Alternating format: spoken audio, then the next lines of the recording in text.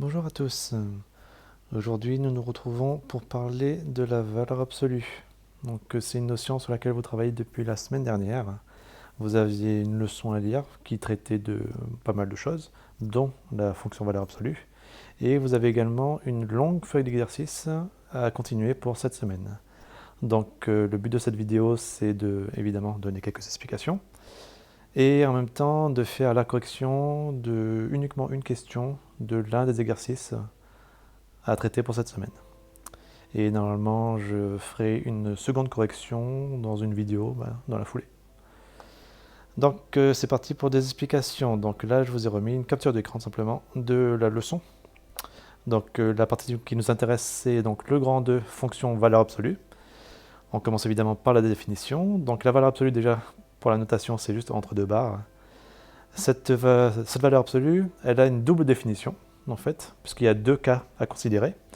Si le contenu de la valeur absolue, que là j'ai appelé grand A, si c'est un nombre positif, dans ce cas, la valeur absolue c'est extrêmement simple, parce qu'on ne change rien, et on met grand A, tout court.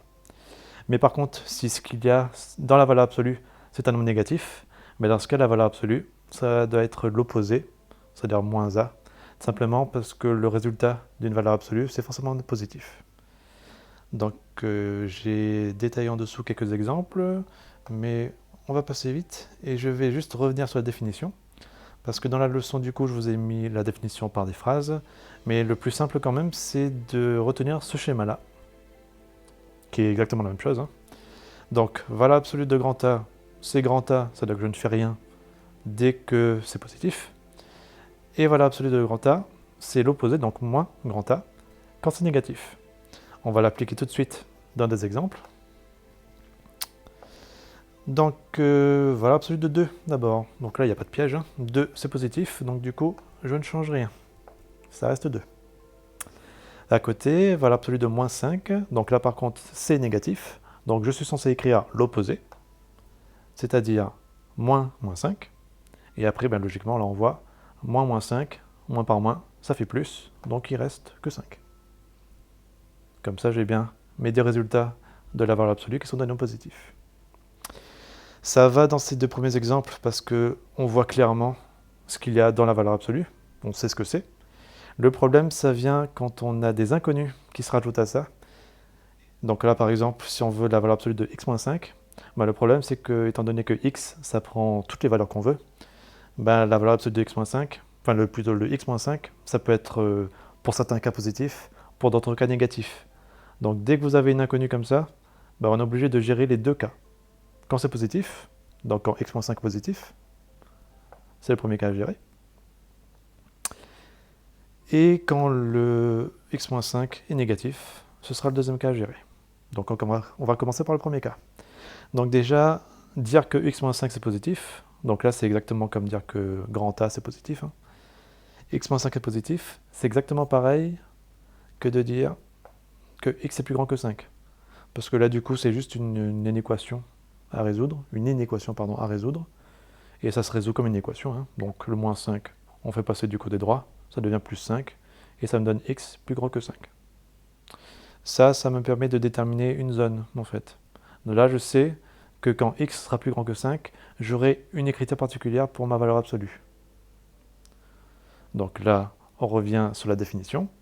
J'ai mon contenu qui est positif, donc du coup, la valeur absolue de x-5 ne change pas. C'est x-5. Il n'y a pas de problème. Ensuite, si mon contenu est négatif, donc là déjà, on va le dire autrement. Pareil, en résolvant l'inéquation, le moins 5, il passe à droite, ça devient plus 5.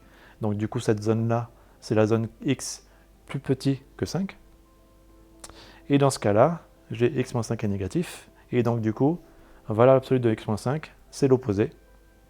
Donc c'est moins x-5.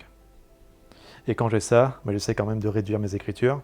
J'ai un moins devant une parenthèse. Donc ça veut dire que si je veux réécrire la même chose sans les parenthèses, tout ce que j'ai à faire, c'est écrire le contenu en changeant de signe. Si vous voyez ça autrement, et vous considérerez le développement du moins par la parenthèse. Donc on fait moins fois x, ça fait moins x, et moins fois moins 5, ça fait plus 5. Et par rapport à la solution que j'avais déjà indiquée dans la leçon, tout ce que j'ai fait, c'est que j'ai changé l'ordre. Au lieu d'écrire moins x plus 5, le plus 5, je l'ai écrit devant. Et moins x, ça reste moins x. Ça donne ça. Mais donc c'est exactement pareil tous les deux. Donc ça, retenez-le bien. C'est vraiment la définition de base. Pour gérer une valeur absolue, quand il y a une inconnue, il faut gérer les deux cas. Le cas où le contenu de la valeur absolue est positif, ça donne une expression. Et le cas où le contenu de la valeur absolue est négatif, et dans ce cas, ça donne une seconde expression. Donc là, il faut vraiment s'habituer à gérer deux expressions à la fois. Concernant la feuille d'exercice, donc tout le début, c'était juste sur la définition. Donc c'était encore une fois le programme de la semaine dernière.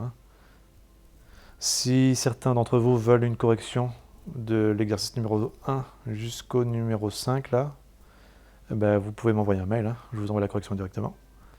Mais donc pour aujourd'hui et pour cette semaine, de votre côté, vous devez vous concentrer sur la fin des exercices, donc exercice numéro 6 jusqu'à 10. Sachant que là, tout de suite, on va corriger la question C de l'exercice numéro 7. Et dans la vidéo que je fais juste après, on va corriger la question A de l'exercice numéro 8. Et donc normalement, si je fais bien mon travail, avec ces deux corrections-là, vous devrez être capable de comprendre la totalité. C'est parti. Exercice numéro 7.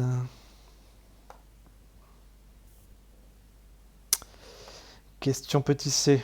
Donc j'ai remis la consigne ici. L'objectif, c'est de résoudre une équation. Sauf que la particularité, c'est que c'est une équation qui contient des valeurs absolues. Donc déjà, en tant que réflexe à avoir, on doit à tout prix résoudre l'équation comme une équation habituelle. C'est-à-dire que de toute façon, à la fin, ce qu'on veut, c'est x égale. On veut trouver la solution. Et du coup, pour s'en sortir, on va juste déplacer les nombres d'un côté à l'autre. Mais ce qui gêne ici, c'est qu'on a une valeur absolue. Et comme on a dit, la valeur absolue c'est particulier, parce qu'en fait elle regroupe deux expressions différentes. Donc en fait, première étape, dès que vous avez une équation à résoudre avec des valeurs absolues, c'est de trouver des équations qui ne contiennent plus de valeur absolue en fait. Donc première étape, c'est se débarrasser de la valeur absolue. Et donc on vient de voir la technique, pour se débarrasser de la valeur absolue, il faut considérer les deux cas. Le premier cas, c'est quand le contenu est positif. Dans ce cas, on verra à quoi va correspondre la nouvelle expression de la valeur absolue. Et après, deuxième cas, quand la valeur absolue, quand le contenu sera négatif, et dans ce cas pareil, ça va donner une seconde expression. Donc avant de parler des expressions elles-mêmes, il faut juste détailler à chaque fois exactement l'intervalle que ça nous donne. Donc le fait de dire que le contenu est positif, c'est-à-dire x plus 2 positif.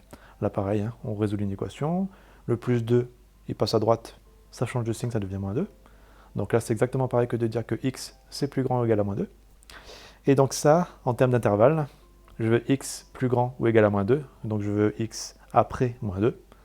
Donc du coup, l'intervalle, c'est à partir de moins 2 jusqu'à la droite, donc jusqu'à plus infini. Ça va être notre zone qui va déterminer l'expression de la valeur absolue.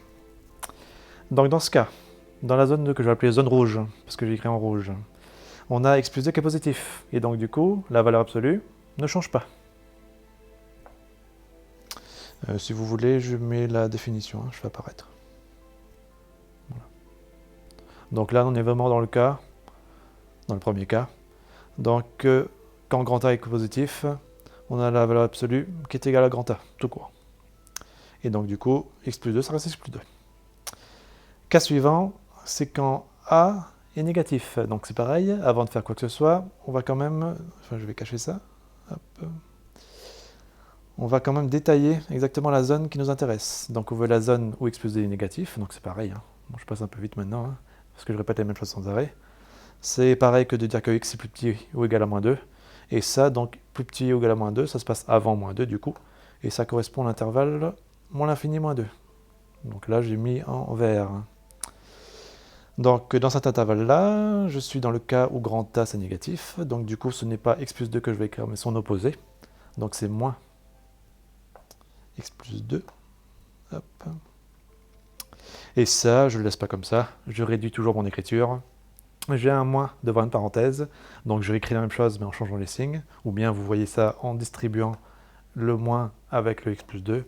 Et du coup, ça donne moins x moins 2 que j'ai ici. Donc là, tout ce que j'ai fait encore une fois, c'est juste donner les deux expressions possibles pour la valeur absolue. La première expression quand c'est positif, et la seconde expression quand c'est négatif. Et donc, comme je l'ai dit, pour gérer mon équation, il faut que je prenne en compte ces deux situations-là. Donc, c'est ce que je fais. En fait, j'ai écrit deux conditions. J'ai ici l'intervalle rouge, donc si je suis à droite de moins 2, et j'ai le deuxième, si je suis à gauche de moins 2. Donc là, on va juste reprendre exactement ce qu'on vient de faire. On est à droite de moins 2, donc on est dans l'intervalle rouge. J'ai remis mon équation de départ, donc celle que je veux résoudre. Cette équation-là, maintenant, je peux écrire l'expression sans valeur absolue, parce que du coup, je sais que la valeur absolue, de ce côté-là, du côté rouge, c'est x plus 2, tout court. Voilà. Donc là, de ce côté, j'ai pu remplacer ma valeur absolue par x plus 2, vu que je suis dans la zone rouge. Et bien là, en fait, j'ai plus de problème. Parce que du coup, j'ai plus de valeur absolue. Donc là, je peux gérer ça comme une équation normale. Et du coup, les équations normales, là, on vous travaille là-dessus depuis la 5e ou 4e ou peut-être 6e pour certains, je ne sais pas. Bref, en tout cas, maintenant, ce genre de truc-là, on peut résoudre. Donc on fait ça étape par étape. Donc déjà, j'ai 3 facteurs de x plus 2 égale 1. Donc là, j'ai un petit développement à faire, une distributivité. Donc c'est parti. Ça donne 3 fois x et 3 fois 2, donc 3x plus 6 égale 1 toujours. Quand j'ai ça, évidemment, mon but, c'est toujours d'isoler le x, donc je déplace d'abord le 6. En passant du côté droit, ça devient moins 6. Je fais mon opération, le 1 était déjà là, donc j'ai 1 moins 6, ça fait moins 5. Et après, dernière étape, je dois me débarrasser du 3. Donc comme c'est 3 fois x, ça devient, en passant de l'autre côté, divisé par 3. Et donc ça donne ce résultat-là, moins 5 tiers. Là, donc, j'ai trouvé une première solution à mon équation. Donc, encore une fois, je suis dans la zone rouge pour l'instant. Avant de passer à la suite, j'ai besoin de faire une vérification. Étant donné que je me suis restreint à une zone, la zone rouge, j'ai besoin de voir que ma solution, elle est bien dans ma zone. Donc là, moins 5 tiers, s'il le faut, je calcule à la calculatrice. Et donc, moins 5 tiers, ça donne moins 1,66666 avec une infinité de 6. Là. Enfin, vous savez comment ça marche. Et du coup, moins 1,6, c'est bien dans ma zone, parce que moi je veux la zone qui est après moins 2. Donc moins 1,6, c'est juste après en fait. Donc cette solution, elle est acceptée en fait, parce qu'elle est dans ma zone rouge. Donc il faut que je pense juste à rajouter une phrase et dire que cette solution appartient à l'intervalle. Donc ça veut dire que c'est une solution que je vais accepter. Voilà. Donc là j'ai fait la première partie, en m'intéressant à la zone rouge. Même chose exactement pour la zone verte. Donc cette fois je me place à gauche de moins 2. Donc cette fois, dans la zone verte, mon équation, qui contient une valeur absolue, la valeur absolue, ce n'est pas exactement la même expression. Mais bon, on l'a trouvé, c'était moins x moins 2. Donc je vais juste réécrire mon équation avec la bonne expression verte. Donc au lieu d'écrire 3, valeur absolue de x plus 2, j'écris 3 facteur de moins x moins 2. Égale 1 toujours, ça ne change pas. Je passe un peu vite sur la résolution d'équation. Donc c'est pareil, je fais un petit développement, une petite distributivité. Donc 3 fois moins x, ça donne moins 3x. 3 fois moins 2, ça donne moins 6. Le moins 6 qui est là, je le déplace du côté droit, ça devient plus 6. Le 1 était déjà là. 1 plus 6, ça donne 7. Et après, moins 3x, je déplace le moins 3 qui passe en division. Donc ça me donne du 7 sur moins 3 que je peux réécrire juste en moins 7 sur 3. L'important c'est juste qu'il y ait un signe moins. Et donc moins 7 sur 3, pareil, c'est une solution. Je dois vérifier qu'elle est bien dans mon intervalle. L'intervalle moins l'infini moins 2.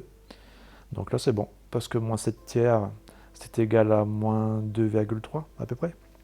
Et donc c'est bien juste à gauche de moins 2. C'est à peu près, c'est juste avant.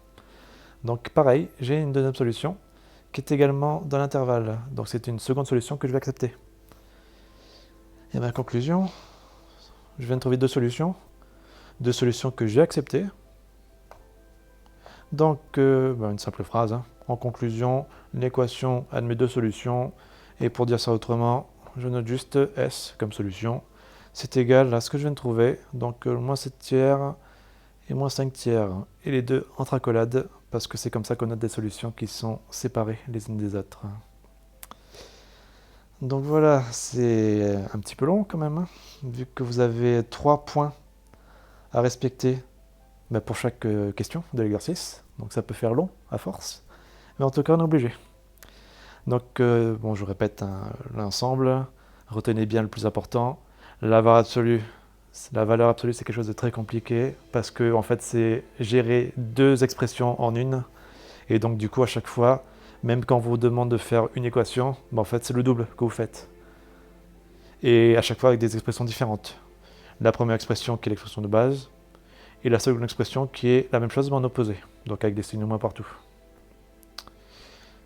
Voilà, donc j'espère que ça vous a aidé à comprendre. Je vous laisse faire de votre côté tout seul la suite de l'exercice numéro 7. Et donc on se retrouve dans quelques instants avec une seconde vidéo qui va traiter de l'une des questions de l'exercice numéro 8. A tout de suite.